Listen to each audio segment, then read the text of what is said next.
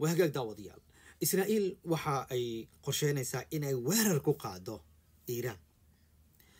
إيراننا waxay isku diyaarinaysaa weerar inay ku qaado Israa'iil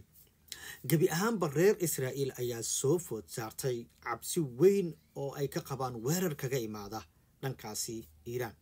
taasoo keentay in shalay oo sabti ah iyo maanta oo isniin ah ay kulamo xasaasi ah yeeshaan Netanyahu iyo saraakiisha militariga Israa'iil waxayna isku afkarteen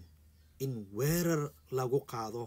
Iiraan ka hor inta Iiraan aysan soo weerarin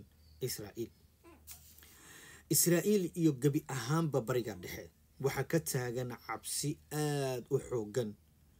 waxana sidoo kale hoos u dhac ku yimid suuqyada caalamka oo dhan shacabka Israa'iiliyiinta ayaa isku diyaarinaya weerar kaga imaada dhanka Iiraan iyo waliba Xuutiyiinta iyo Hezbollah waxa suuqyada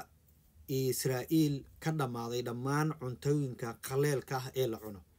dadka ayaa cuntooyinkii soo wada iibsaday oo ku orday dukaamada si markaasi maalmo ay gudaha dhulka hoostiisa ugu jiraan oo ay halkaasi ugu cunaan inta duqeymadu ay socoto